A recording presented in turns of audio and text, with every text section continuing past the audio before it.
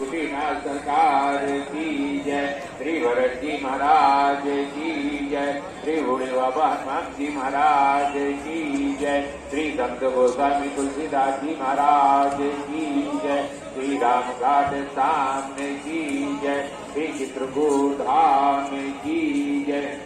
धर्म की अधर्म का प्राणियों में विश्व का।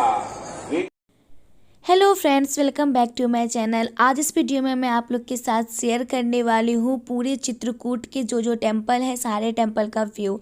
सबसे पहले अभी जो आप लोगों ने वीडियो में देखा था वो रामघाट का व्यू था। यहाँ शाम में आरती हो रही थी, ये उसी समय का था। और यहाँ पे मंदाकिनी नदी है। और जब हम लोग 2 साल पहले चित्रकूट गए थे तो उस समय में यहाँ पे जितने भी टेम्पल थे, सारे टेम्पल के अंदर रिकॉर्डिंग अलाउ था। ऐसा नहीं था कि आप फ़ोटो क्लिक नहीं कर सकते थे।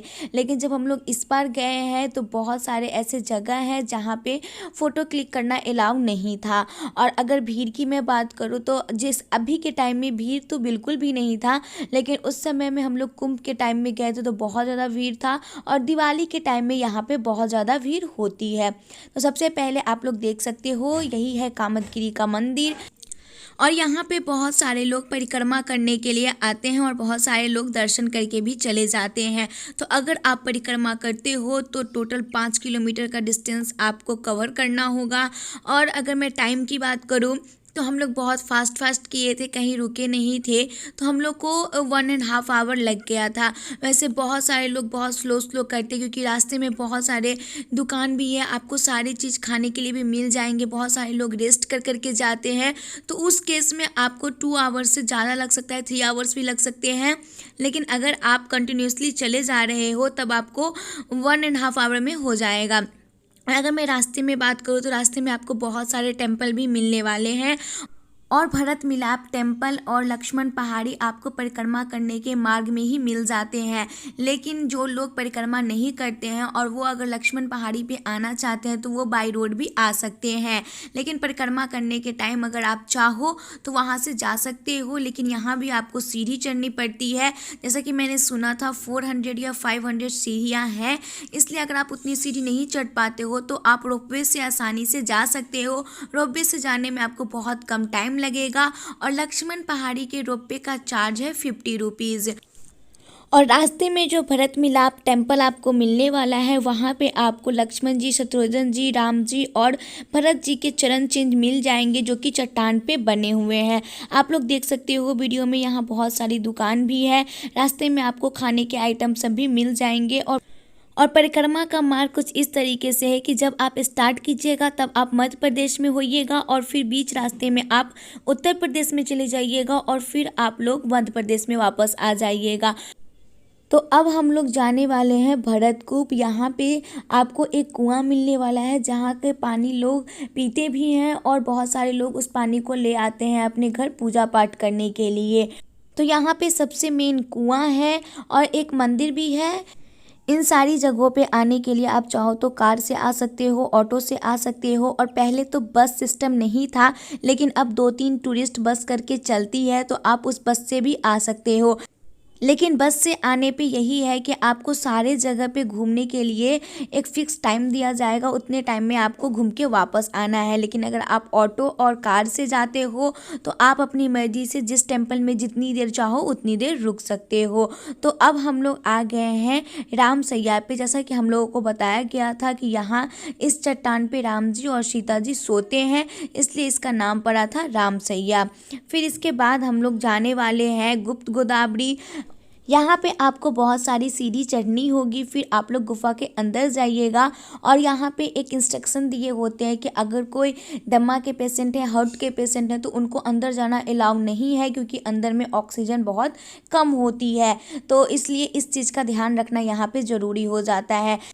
और अंदर में जाने पे वहाँ पे आपको एक टेम्पल मिलने वाला है और 2 कुंड है जहाँ का पानी पीने के लिए बोला जाता है। फिर आपको यहाँ से निकल के दूसरी गुफा में जाना होता है। यहाँ पे आपको पानी में चल के थोड़ा अंदर तक जाना होता है। और इस रास्ते में एक और चीज़ है कि आपको स्टार्टिंग में तो थोड़ा चौड़ा रास्ता मिलने वाला है, लेकिन बाद में जाके बहुत ही पतला रास्ता हो जाता है कि एक टाइम में एक ही आदमी वहाँ से निकल सकता है। तो कुछ इस तरीके से पूरे गुप्त गोदावरी का व्यू है। पहले गुफा के अंदर तो कैमरा अलाउ नहीं था, वहाँ पे हम लोग फ़ोटो नहीं ले सकते थे, इसलिए मैं नहीं ली थी। लेकिन दूसरी वाली में अलाउ था तो मैं वहाँ का रिकॉर्डिंग कर ली थी। आप लोग इसे वीडियो में देख सकते हो। और गुप्त गोदावरी में आप ऐसे ही नहीं जा सकते हो, यहाँ पे एंट्री फ़ी है, और लेकिन एंट्री फ़ी ज़्यादा नहीं है, सिर्फ 10 रुपये ही है।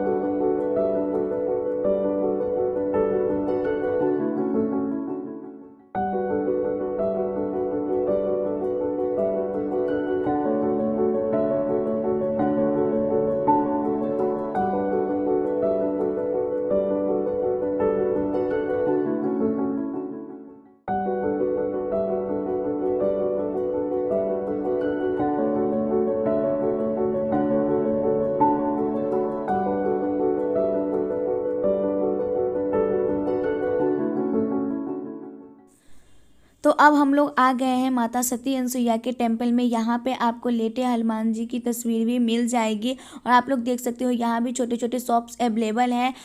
और माता सती अनसुईया का टेम्पल आपको गुप्त गोदावरी के रास्ते में ही मिल जाने वाला है, लेकिन आपको 5 किलोमीटर अंदर आना होगा, तब जाके आप माता सती अनसुईया के टेम्पल में आ सकते हो। और यहाँ आप लोग देख सकते हो यहाँ मंदाकिनी नदी भी है, और टेम्पल के बाहर का व्यू कुछ इस तरीके के है।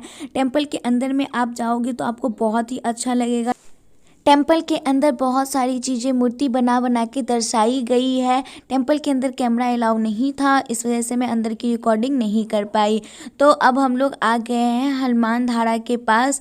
यहाँ हम लोग रात के समय में भी आए थे, लेकिन उस समय में रोपवे नहीं चलती है, क्योंकि रोपवे सुबह 7 बजे से लेकर शाम 7 बजे तक ही चलती है। हम लोग 7 बजे के बाद आए थे, इसलिए हम लोग रात में दर्शन नहीं कर पाए, तो फिर हम लोग कल होके आए थे। यहाँ पे रोपवे का चार्ज ज़्यादा है, क्योंकि ये थोड़ा ज़्यादा ऊंचाई पे है। यहाँ पे आपको 600-700 सीढ़ी मिल जाने वाली है, तो इसलिए यहाँ पे रोपवे का चार्ज 150 रुपीज़ था। आप लोग रोपवे करके आसानी से ऊपर जा सकते हो। और हनुमान धारा पे पहुँचने के बाद आपको कुछ सीढ़ी और चढ़नी होगी, तो आप वहाँ पे जाके सीता माता की चूल्ही चौका देख सकते हो। और चित्रकूट में और भी 2-3 जगह मेन है, जो मैं आप लोग के साथ शेयर नहीं कर पा रही, क्योंकि उन सारी जगहों का मैं रिकॉर्डिंग नहीं कर पाई थी। तो अगर आप लोगों को ये वीडियो अच्छा लगा हो तो प्लीज़ मेरे चैनल को लाइक और सब्सक्राइब जरूर कीजिएगा। Thanks for watching.